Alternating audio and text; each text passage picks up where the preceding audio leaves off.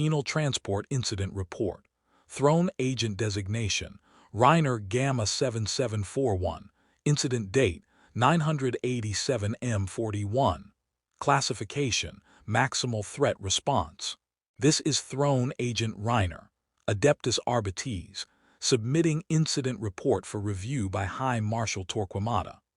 What follows is my first-hand account of the events aboard penal transport vessel Inexorable Judgment during our transit to the penal world of Cythera Tertius. The Inexorable Judgment was a Dictator-class transport, retrofitted for maximum security prisoner transport. Our cargo consisted of 412 condemned souls, all bound for the labor camps of Cythera Tertius. Murderers, thieves, cultists, and worse filled the reinforced holds. The ship's complement included myself, 2 other Arbites, Captain Mortian Kellex, and a crew of 47. Standard protocol for a routine transport. Routine, how that word mocks me now. The trouble began on the 5th day of warp transit. I was conducting my evening inspection of Block Gamma when the ship shuddered. Not the usual flutter of warp travel, but a violent convulsion that sent me stumbling against the plasteel bulkhead. The lights flickered, casting dancing shadows across the cell doors. I activated my Vox unit. "Bridge, this is Throne Agent Rhinner. Report status." Captain Kellex's voice crackled through the static. "Minor warp fluctuation, Throne Agent. Geller field holding steady." The prisoners sensed it too. The usual noise of complaints and curses faded to an ominous silence. Even the mad rambling of Greb Vulcan, a heretical tech priest in cell Gamma 17, ceased. I could feel their beady little criminal eyes watching me through the observation slits. I continued my rounds, checking seals and monitoring systems. Everything appeared normal. The maglocks were secure, the stun field generators operational. But the Emperor protects the vigilant, and something in my gut felt wrong. That night I dreamed of screaming metal and burning flesh. I woke to find my bolt pistol in my hand, though I had no memory of drawing it. The chronometer read 0347 hours. My quarters were silent except for the distant hum of the ship's engines. But underneath that familiar sound, I heard something else. A rhythmic tapping, like a claw against metal. I dressed quickly and made my way to the command center. Night shift arbitrator Kazakh Null was monitoring the cell blocks, his scarred face illuminated by the green glow of the surveillance screens. "Any disturbances?" I asked. Null shook his head. "Quiet as a tomb, though some of the surveillance feeds have been flickering, probably just warp interference." I studied the monitors. The prisoners lay in their cells like corpses, unnaturally still. Too still. In my experience, criminals never slept peacefully, especially not this close to their final destination. "Run a full diagnostic on the containment systems," I ordered. Already did twice. Everything's green. But my instincts screamed otherwise. I had survived over a decade of service by trusting those instincts. I activated the ship-wide Vox. "All personnel, this is Throne Agent Rhinner. Implement security protocol Amber immediately. I want armed guards at all cell block entrances." Null raised an eyebrow but complied. We had 18 security personnel on board, mostly former guardsmen with experience in prisoner transport. They took their positions without question. At 0523 hours, the ship shuddered again. This time, the lights didn't just flicker, they died completely. The emergency illumination cast everything in red. The main generator's hum ceased, replaced by the high whine of backup power systems struggling to compensate. That was when the screaming started. Not human screaming. Something else. Something that made my skin crawl and my teeth ache. The Vox system erupted with panicked reports from across the ship. Cell Block Alpha reporting containment breach. Something's wrong with the locks in Beta section. Emperor's mercy, they're getting out. I ran for the armory, Null close behind. The corridors filled with the sound of running feet and shouted orders. The backup power failed twice more, plunging us into absolute darkness before the secondary systems kicked in. The armory was a small chamber near the command center, containing enough weapons to arm the entire crew. I grabbed my combat shotgun and a bandolier of shells, then tossed Null a lasgun. "How many are out?" I demanded over the Vox. 17 confirmed breaches in Alpha Block, came the reply from Arbitrator Jorik San. The maglocks failed simultaneously. Something's interfering with the containment grid. Form defensive positions at the block entrances. Do not let them reach the main corridors. But even as I spoke, I knew we were too late. The sound of gunfire echoed through the ship, followed by screams that were definitely human. Our people were dying. I reached Cell Block Alpha. Bodies lay sprawled in the corridors, some in the gray uniforms of prisoners, others in the black leather of ship security. Blood painted the walls and the air reeked of cordite and death. Arbitrator San crouched behind an overturned table, firing his bolt pistol at shapes moving in the shadows. He looked up as I approached, his face grim. "They came out like animals," he reported. 17 cells opened at once. The prisoners were waiting, organized. They hit our people before we could react. "How many casualties?" 6 dead, 3 wounded, but that's not the worst of it. He pointed down the corridor. "They got to the auxiliary control station. If they access the ship's systems." I didn't need him to finish. The Inexorable Judgment carried enough firepower to level multiple city blocks. In the wrong hands, it could be turned into a weapon of mass destruction. "Where is Captain Kellex?" "Bridge, last I heard, but communications are sporadic." A howl echoed from deeper in the block, followed by the crash of breaking glass. Something was moving in the shadows, something that reflected the emergency lighting like wet metal. "Fall back to Checkpoint Sigma," I ordered. "We'll make our stand there." Checkpoint Sigma was a reinforced position between the cell blocks and the ship's vital systems. It featured blast doors, automated defense turrets, and a clear field of fire down the main corridor. If we could hold it, we might contain the breakout. We retreated in good order, collecting survivors as we went. Security Chief Balon Krex had gathered 8 men at the checkpoint, all armed and ready. But I could see the fear in their eyes. These were experienced soldiers, but they had never faced anything like this. "Report," I demanded. Krex's scarred face was pale. 43 confirmed escapees across all blocks. They're not acting like normal prisoners. There's coordination, planning, and some of them," he paused, swallowing hard, "some of them aren't entirely human anymore." Before I could ask what he meant, the lights died again. This time, they stayed dead. The emergency lighting cast everything in red shadows. In that crimson gloom, shapes moved toward us down the corridor. They had been human once. I could see that much in the remaining fragments of flesh and bone. But something had changed them, twisted them into grotesque parodies of their former selves.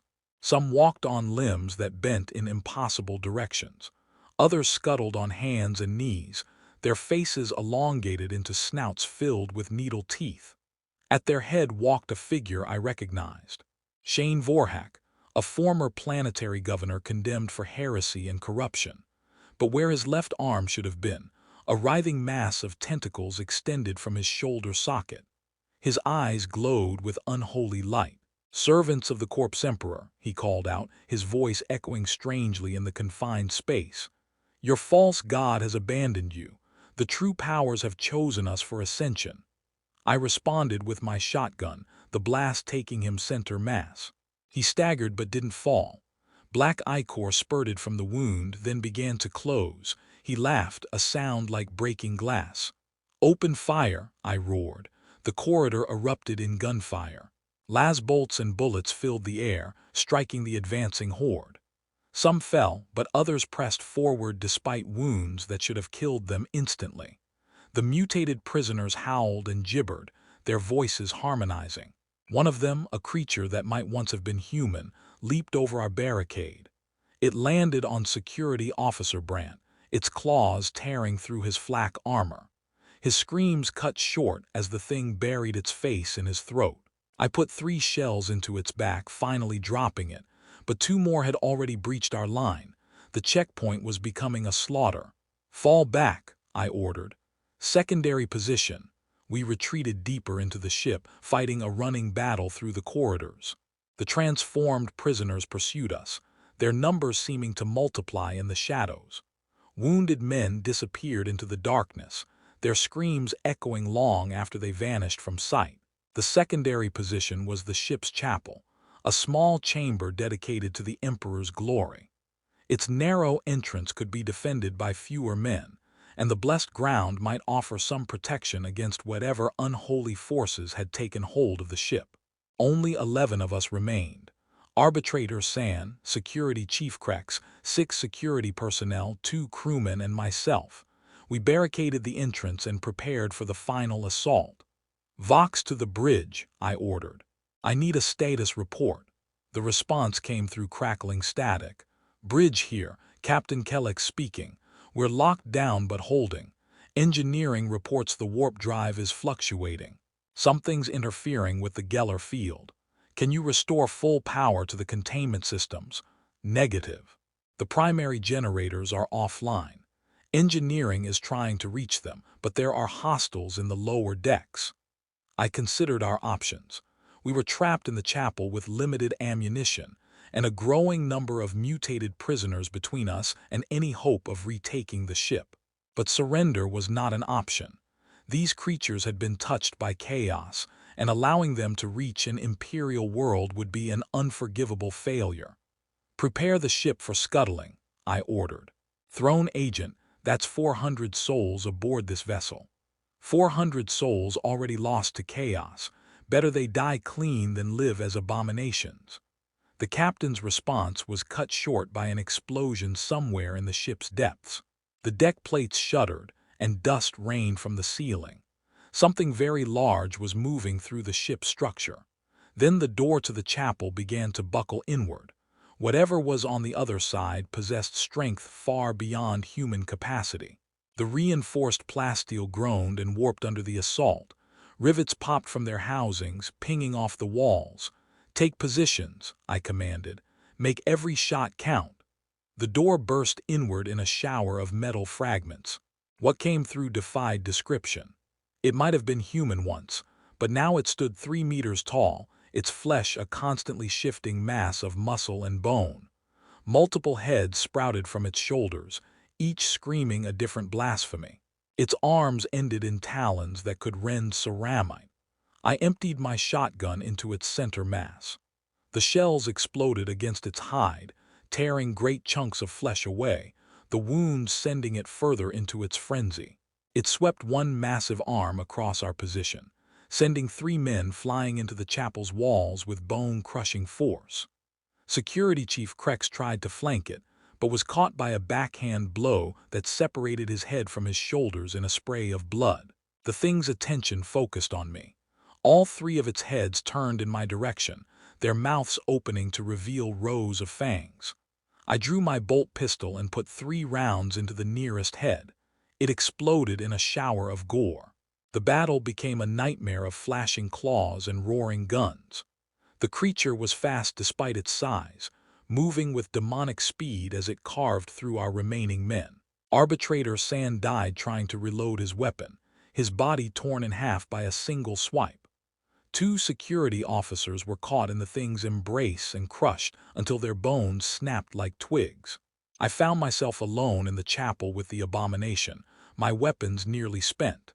It towered over me, its remaining heads weaving hypnotically. Black blood dripped from dozens of wounds, but none seemed to slow it significantly. It lunged at me with impossible speed.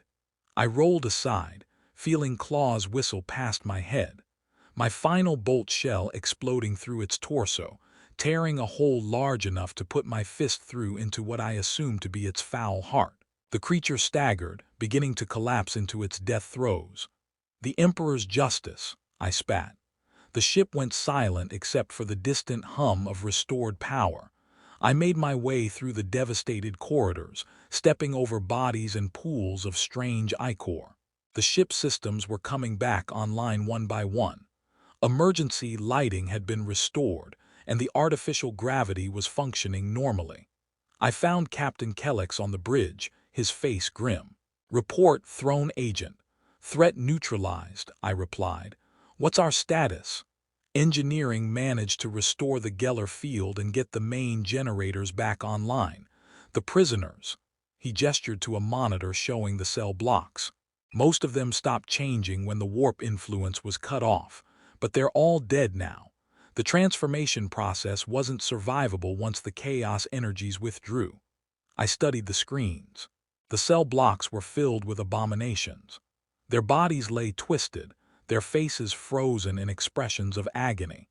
Many still showed signs of mutation, but they were all clearly deceased. Casualties? 17 crew members dead, including 1 arbitrator, 8 wounded. It could have been much worse. I nodded. Such losses were considered acceptable. We had prevented a chaos incursion from reaching an Imperial world. That was what mattered. Course correction to the nearest naval base, I ordered. We'll need a full decontamination and investigation before we can continue. I spent the next several hours filing reports and documenting the incident. The physical evidence would be crucial for the investigation. Each body would need to be examined, each mutation cataloged. The Ordo Malleus would want to know exactly what had happened aboard the Inexorable Judgment. As I worked, I couldn't shake the feeling that we had been lucky. If the Geller field had failed completely, if the chaos entities had gained a foothold in our reality, the consequences would have been catastrophic. But such thoughts are the luxury of hindsight. In the moment, there had been only duty and determination. The Emperor had placed us in that position to serve as a bulwark against the darkness. We had done our job, at great cost but without hesitation. End penal transport incident report. The investigation that followed was thorough and uncompromising. Inquisitor Cralius personally reviewed every aspect of the incident, from the ship's maintenance records to the psychological profiles of the deceased prisoners. His final report classified the event as a minor warp incursion, successfully contained by proper Arbites protocols. Several recommendations were made for future prisoner transports. Enhanced Geller field monitoring, additional blessed weapons for the security teams, and mandatory psychic screening for all prisoners. The Adeptus Ministorum would also provide a chaplain for future transports, to offer spiritual protection against chaos influence. I was commended for my actions and promoted to senior arbitrator. The surviving crew members received the Order of the Aquila for their courage under fire. The dead were honored with full military funerals. But accolades and promotions cannot erase the memory of what I witnessed in that ship's corridors. The faces of the transformed prisoners still visit my dreams, their inhuman cries echoing in my mind. I have seen the truth that the Imperium seeks to hide from its citizens, that humanity is always balanced on a knife's edge between order and chaos. The journey to the naval base took another week. I spent most of that time in the ship's chapel, praying to the Emperor for guidance and strength. On the final day of our journey, I received a Vox transmission from the Adeptus Arbitites command center on Scintilla. High Marshal Torquemada himself delivered the message.